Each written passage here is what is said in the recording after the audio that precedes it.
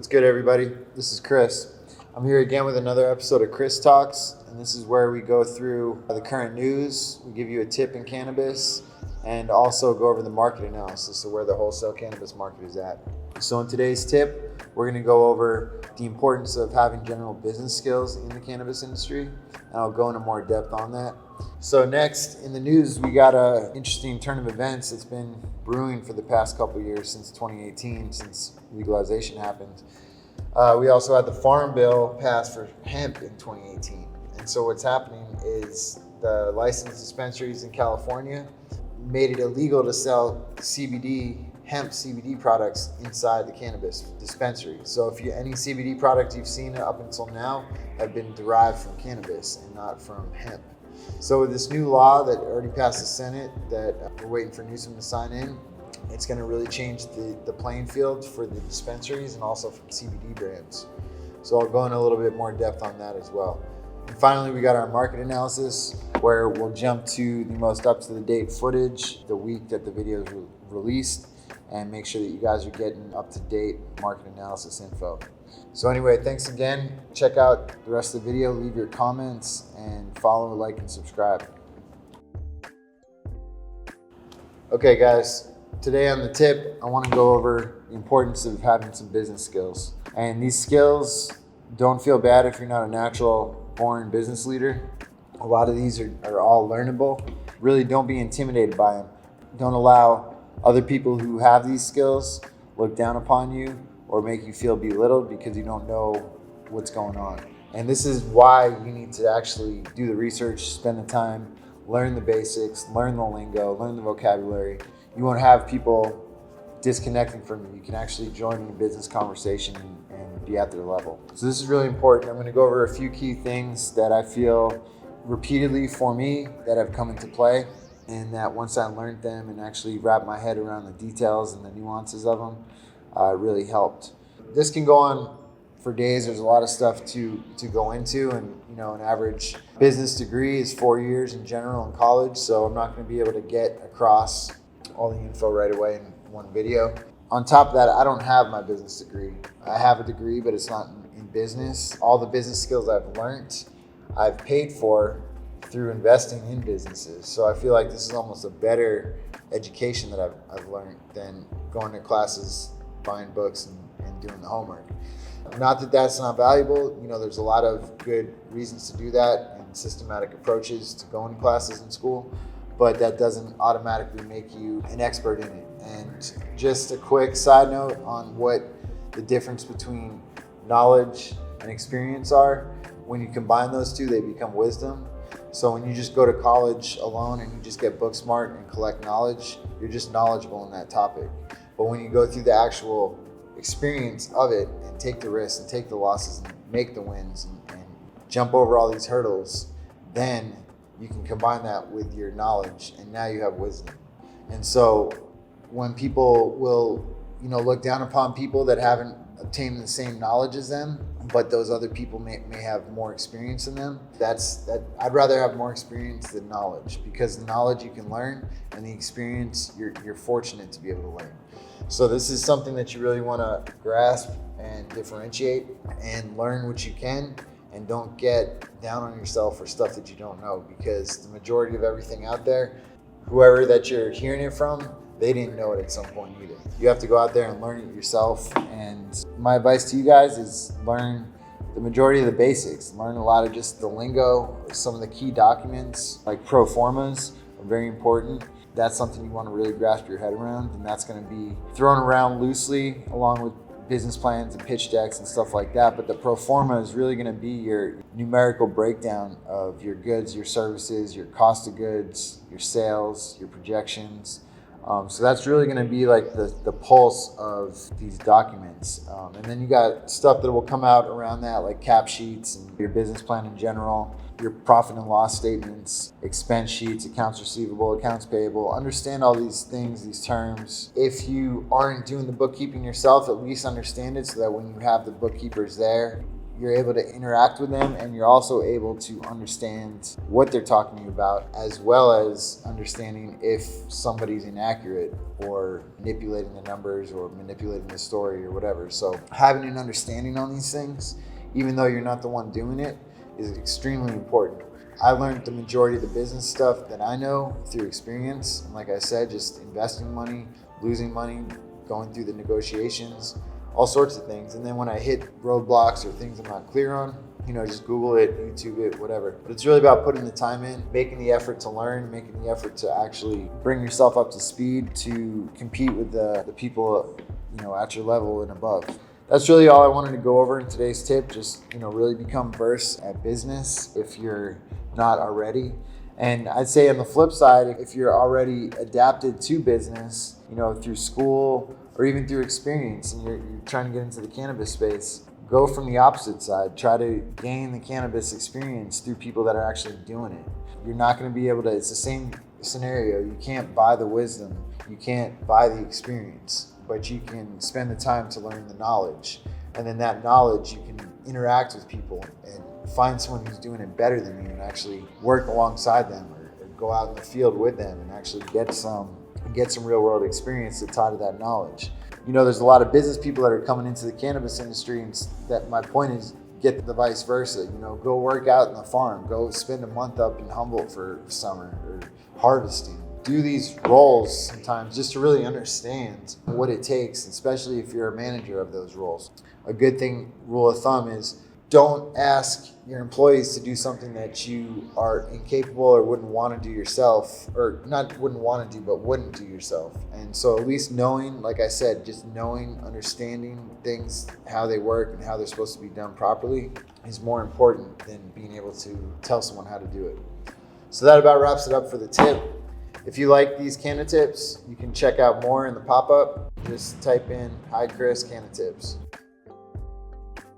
All right, guys, we're back with the news. And today I wanted to talk about California specifically, allowing hemp CBD products to be sold in cannabis dispensaries. The reason why this is a big deal is because it hasn't been allowed to be done up until now. We're in 2021.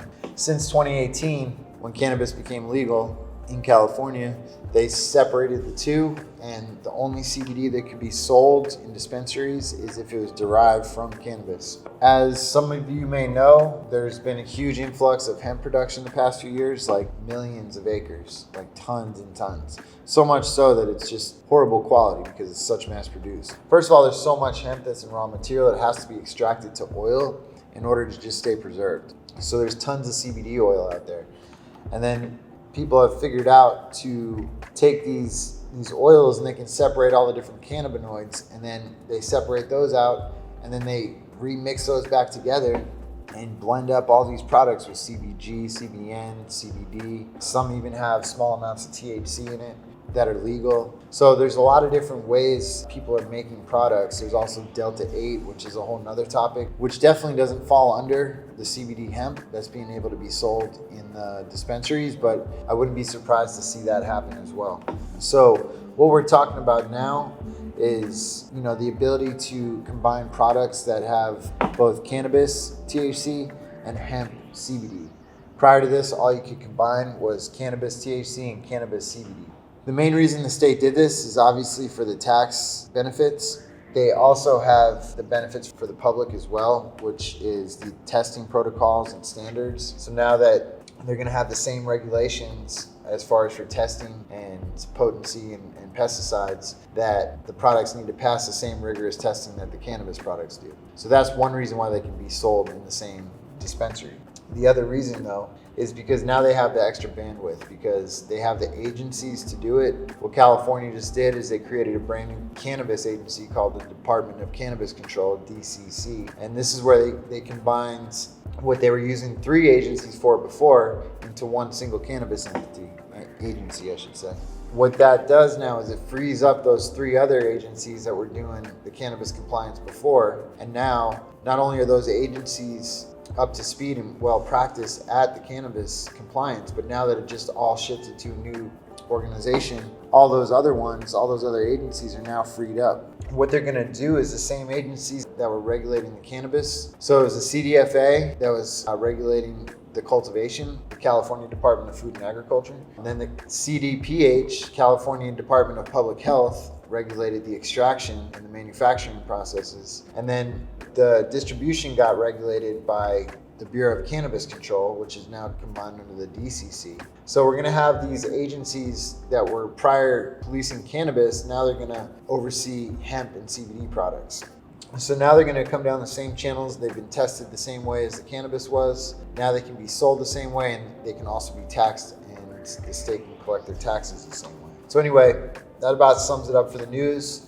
Leave your comments below. Let us know what you think about this happening, about the hemp products being able to be sold with the cannabis products, whether this should have been done a long time ago, whether you think it's a bad idea, or if I'd also like to see if CBD products have helped you guys. Let me know if you've tried them and how the results have panned out for you. So other than that, next up, we're going to go into the market analysis. We're going to show you an in-depth view of the current state of the wholesale cannabis market. That way you can make educated buy and sell decisions and not only make the most money you can, but also save and hold on to the money that you do make. If you like these news segments, you can check out more. Click the pop-up above and it'll take you to the playlist. What's good, everybody? This is Chris. I'm here with another episode of Chris Talks. This is the market analysis. We're still in the midst of this big flood, and so we're going to be talking a little bit more about that and the market dynamics, what got us here, what to look out for if you're getting into the industry, your motives on why to get into the industry. Part of it is up until really this past year or two, California's had the biggest licensed cultivation allowed. We're seeing a lot of other states throughout the country open up for cultivation. Whether they can manage it or not the way that we do in California is yet to be seen. So the quality still might not be as good, but it's still affecting the market because they're still putting it out on the market and it's still getting out there. It's lowering the prices because people are growing so much volume that they just need to move it and they need to get stuff paid for. So they're decimating the market price on it. And as I've said in past videos, this is bad for the grower. It's good for people like the brands and the retailers and people who have profit margins built in. So that just means their cost of goods sold is going to be a lot cheaper. That kind of goes to show why it's good to have a brand, and then also why it's not the best idea to just jump straight into cultivation, especially large scale cultivation. Numerous things we could go into for hours on that. Everything from the employees to the taxes to the way that the production works to the seasonal aspects of it to the market pricing to the shelf life to the contamination to the stringent tests. So there's all these hurdles that you're faced with as a licensed cultivator. These things don't get any easier. If anything, they're getting harder because there's more and more regulations as the states work out the kinks and they figure this and that out, and they just layer more and more compliance work on top to where the majority of your payroll, you're putting at least a third of it towards compliance work. That's not needed to get the product to the customer. This is just in addition to the regular business work we're going to do. So that's a problem. When you're looking at it from a cultivation standpoint, there's a lot of downsides jumping in from that aspect, especially if it's something you're new at. If you haven't done it before and you don't have a cultivation team or SOPs or the background to set that up and manage it, now's not the time to take a crash course in that. That was 2, 3, 4 years ago when you could have got in on the ground floor. There's room for error. The competition wasn't as fierce. There wasn't as much money in the market to compete against. Now we got big corporate funding in there now, whether it's known publicly or not, but there's lots of corporate money getting injected, and that's causing a separation between the small scale growers and call it the legacy people. It's separating them from big time corporate people with large money to burn, and it's almost like those guys don't know how to run things, but they're just throwing money away and burning it to just buy market share and buy time and run the legacy. The little guys, people like you and I, are trying to run us out, and whether that be through frustration, through taxation, through compliance, or a combination of everything.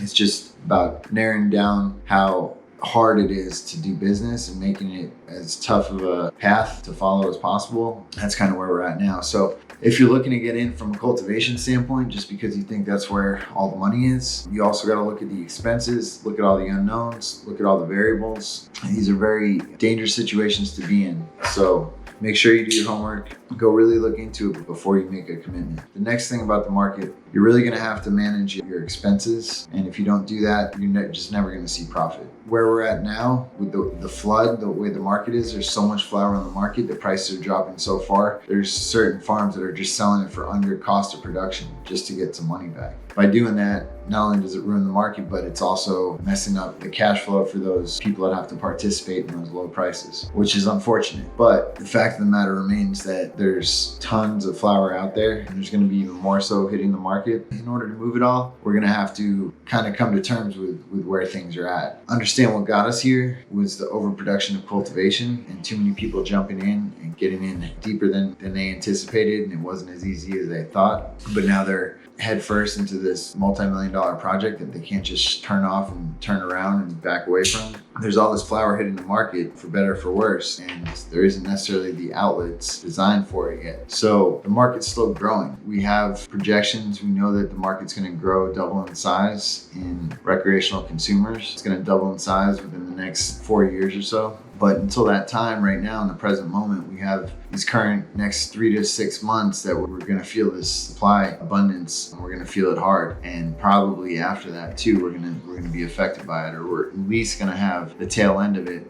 We're going to feel the reverberations from it. My point is, the state kind of set this in motion by releasing more cultivation licenses and retail licenses, overtaxing the cultivators. So the cultivators have to make profit, they have to grow more, which just waters down the market and saturates the market. So it's a chain reaction. And I guess you could say the state has part to blame, but it's really just the market is nascent and it needs to grow. Demand has to catch up with supply, and this is stuff we see in many other economic markets. Pretty much for the market analysis this week, we're still on that same theme. I just wanted to shed some more light on what got us here. Moving forward, if you're thinking of getting into the cannabis space, think of approaching it from a brand, if not a brand, a retailer, but the margins on retailers are so small that it's almost not worth doing the retail business unless you have, again, that infrastructure and background to put behind you.